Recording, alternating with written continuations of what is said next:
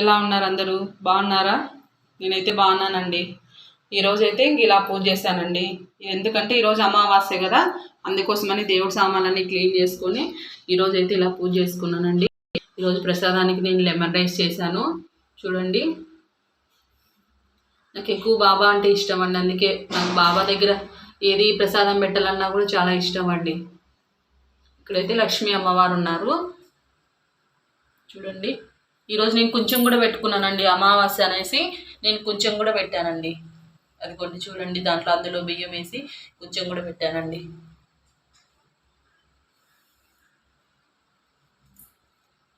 పూజ చేసుకుంటే చాలా ప్రశాంతంగా ఉంటుందండి మనసు. మనకి ఎన్ని బాధలు ఉన్నాయి, ఎన్ని కష్టాలు ఉన్నాయి, ఒక పాజిటివ్ ఎనర్జీ అనేది మనలో ఉంటుందండి.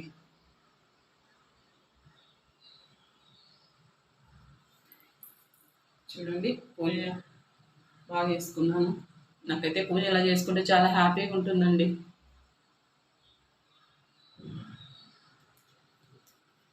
ఇంకైతే కిచెన్లోకి వెళ్దామండి. కిచెన్లో పని కూడా అంతా అయిపోయిందండి.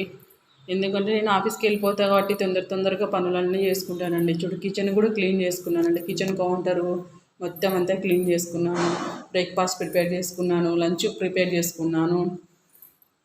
చూడండి, నేనైతే ఈరోజు లంచ్లోకి టమోటా రసం చేసుకున్నానండి. టమోటా రసము మరియు వచ్చేసి ఈరోజు లెమన్ రైస్ దేవుడికి పెడదామని లెమన్ రైస్ చేశానండి. చూడండి, లెమన్ రైస్ కూడా బాగా వచ్చింది ఈరోజు. చూడండి, లెమన్ రైస్ కూడా బాగా వచ్చింది ఈరోజు. చూడండి, మళ్ళీ అట్లే వడియాలు ఇంట్లో ప్రిపేర్ చేసుకొని వడియాలేనండి. నేనైతే ఇంట్లో ప్రిపేర్ చేసుకున్నానండి వడియాలు.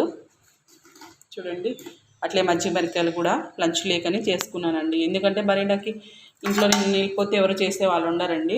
అమ్మ ఒక్కతే ఉంటుంది, చిన్నోడు ఇంట్లో ఉంటాడు. అందుకని నేను లంచ్ బ్రేక్ఫాస్ట్ రెండు ప్రిపేర్ చేసేసి తొందరగా ఆఫీస్కి వెళ్ళిపోతానండి.